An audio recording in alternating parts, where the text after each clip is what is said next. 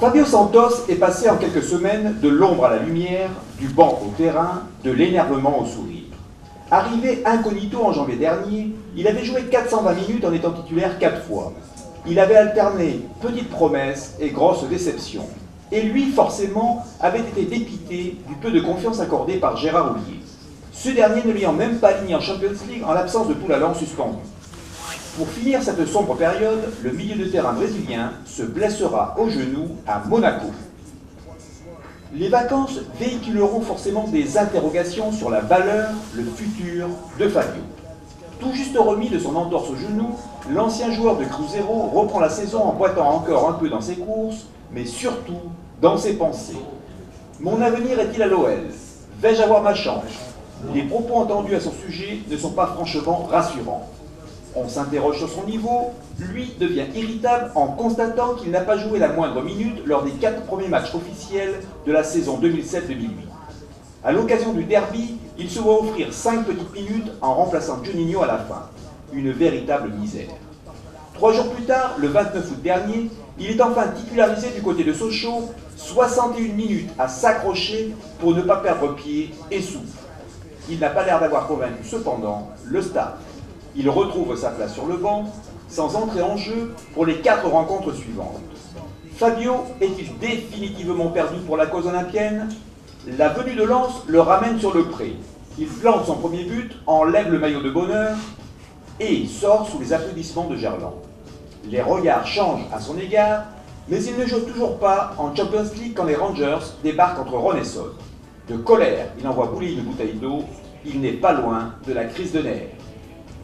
Toulalan suspendu à Bordeaux, il enfile sa tenue. Il livre une prestation époustouflante. Son jeu atypique est encensé, il est partout du début à la fin. Une technique remarquable où la semelle joue un rôle important, une prise de risque quasi permanente, une caisse de marathonien, des qualités de vitesse pour faire la différence balle au pied, une soif de ballon, un engagement de mort de faim, des allures de patron. Tel est ce Fabio-là. Il confirme face à Monaco et s'offre une nouvelle tranche de plaisir en Allemagne face à Stuttgart. Première titularisation en Champions League, premier but et certainement un des hommes du match. La carrière de Fabio Santos semble enfin lancée, sans oublier pour autant que la concurrence est toujours aussi vive à l'Olympique lyonnais. Les semaines prochaines nous dirons si Fabio devient un titulaire, voire un pion essentiel de ce collectif. Surprenant quand on sait les joueurs chevronnés qu'il peut y avoir dans ce club. Bon, et c'est pas tout à fait le caractère connaissant Paul, mais bon, il doit avoir des raisons s'il l'a fait. Puis c'est le garçon qui a du talent, c'est peut-être un petit peu pour booster un petit peu tous les anciens qui se sont peut-être installés dans un certain confort, et pour les bouger encore un petit peu plus, et bien cette espèce de vexation qu'il essaye de faire, et ben, peut-être il y aura réaction derrière, mais c'est quand même un peu surprenant. Je pense que c'est une chose dans les annales qui a dû se passer très rarement dans n'importe quel club. Le rôle du capitaine, il est pourtant important quand même, non? Au foot, je pense pas. Je pense pas. Le capitaine chez nous, c'est Jouni parce que par rapport au footballeur qu'il est. Mais un capitaine au foot, c'est pas aussi important qu'un capitaine au rugby, je crois. Mais bon, c'est surtout surprenant. C'est surprenant parce que quand on sait des joueurs cadres comme bon, il y a Gallardo, il y a Paoletta, il y a Yepes, c'est vrai que tous ces joueurs-là dernièrement n'ont pas beaucoup joué. Mais bon, c'est certainement un pari, mais c'est un pari quand même calculé que Paul a dû prendre, c'est pour essayer qu'il y ait une réaction, mais une réaction positive et collective. C'est plus La question, est-ce qu'il aime le tennis? Est-ce qu'il connaît le tennis? Parce que bon, il était à Monaco, donc il a dû aller de temps en temps à l'Open de Monte-Carlo.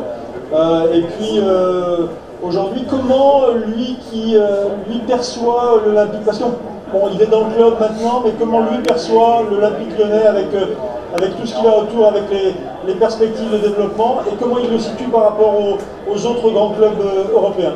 Bah c'est bien, elle n'est pas longue sa question. Bon bah, c'est jusqu'à 23h, hein, pour ton temps. Donc la première question, est-ce que tu connais, est-ce que tu maîtrises le tennis? Ouais, j'aime bien le T'en tennis. fais un petit peu aussi? Ouais, mais je suis pas très bon, donc ça m'énerve vite. Mais c'est vrai que j'aime bien regarder ça. Et en plus, j'ai un pote, Michael Lebrun, qui est. Donc j'aime bien, je m'intéresse. Et c'est vrai qu'à Monaco, j'allais souvent voir ce beau tournoi. Et ça se passe. La deuxième question était de savoir comment il envisageait. Comment tu voyais l'Olympique Lyonnais, tout ce qui se se passe autour, les aménagements, les investissements. Moi, déjà, c'est bien pour le football français, je pense, d'avoir un club comme ça qui.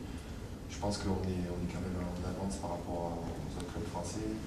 Après, en Europe, il fait partie aussi des grands clubs européens, donc tout ce qui se passe autour de ce club est bien. Je pense que les joueurs en ont conscience et qu'on est dans un grand club. Et justement, nous, de le rendre sur le terrain, d'essayer d'amener avec tous les objectifs qu'on a à atteindre, d'amener le club le plus haut possible.